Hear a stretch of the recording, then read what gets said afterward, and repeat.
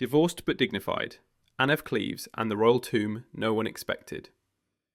Anne of Cleves was never supposed to become Queen of England. She was a last-minute political chess piece, shipped across the sea, married to a man she had never met, and divorced before she'd even figured out how the English court worked. And yet out of all 6 wives of Henry VIII, Anne of Cleves got the best ending. No execution, no exile, no disgrace. Just a generous settlement, a quiet life, and a surprisingly high-status burial. In Westminster Abbey, no less. Let's rewind. Anne arrived in England in January 1540. She had been handpicked by Thomas Cromwell, Henry VIII's right-hand man, as a politically convenient Protestant bride from the German Duchy of Cleves. The king had only seen her portrait, painted by Hans Holbein, and when he finally met her in person, famously disguised in one of his weird surprise romance tests, he was horrified. Henry claimed she wasn't as beautiful as her portrait. He said she smelled funny. She wasn't flirtatious, her clothing was foreign, she didn't speak English. In short, he was not interested. But politics pressed forward. They married anyway on the 6th of January 1540, and Henry tried, for a few days. But after just 6 months, the king demanded an annulment. He claimed the marriage had never been consummated and therefore wasn't valid.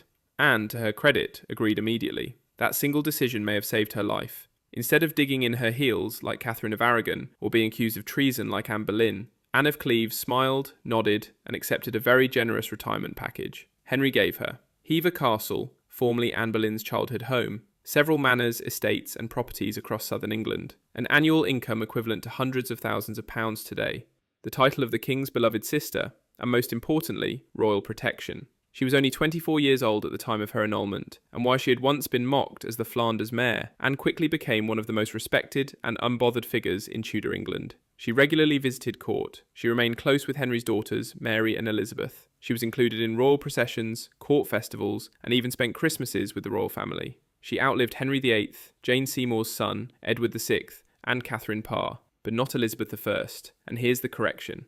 Anne of Cleves died on the 16th of July 1557, during the reign of Mary I, a little more than a year before Elizabeth I took the throne in November 1558. So while Anne had known the young Elizabeth personally, she never saw her crowned. Still, her connection to the Tudor dynasty was strong to the end. She died at Chelsea Old Manor after several months of declining health. By the time of her death, she had been quietly living as a wealthy noblewoman for nearly 2 decades, mostly staying out of politics and avoiding scandal. But a bigger surprise came after her death, her funeral. Anne of Cleves was buried in Westminster Abbey, not in a forgotten corner, not shuffled off to a priory. The Westminster Abbey. She is the only one of Henry VIII's wives buried there, not Catherine of Aragon, buried in Peterborough Cathedral, not Anne Boleyn or Catherine Howard, executed and dumped in the Tower, not even Jane Seymour, buried at Windsor, just Anne. And here's the twist. Her funeral was arranged by Mary I, Henry's eldest daughter and reigning queen at the time. Despite Mary's strict Catholicism and Anne's Protestant background, Mary respected Anne's dignity, her status, and perhaps most importantly, her kindness.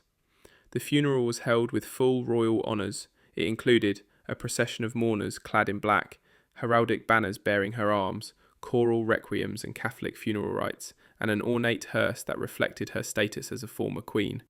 She was buried in the South Ambulatory of Westminster Abbey, near the tombs of Edward the Confessor and Henry III, not exactly the high altar, but a remarkably prestigious location for a discarded wife.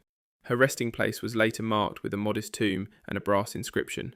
Today, visitors can find the plaque on the floor which reads simply, Anne of Cleves, Queen of England, died 1557, not divorced, not wife of Henry VIII, just Queen of England, a silent but powerful declaration. Even in death, Anne's reputation was spared the drama and destruction that haunted so many Tudor queens.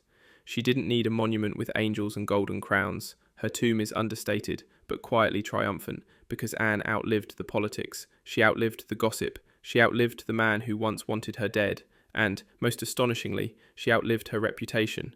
Once branded a failure, a joke, a diplomatic flop, she ended up as the only wife of Henry VIII buried in the nation's royal church. And, in the end, that says everything. She was never crowned, she never bore a child, she was queen for 6 months, but she walked away with her head, her dignity, her bank accounts intact, and a prime burial slot in Westminster Abbey. So let the history books call her the least exciting wife if they want, because Anne of Cleves played the game, stayed alive, and left behind a tomb that every other Tudor queen would have killed for. And that's what we call a quietly chaotic win.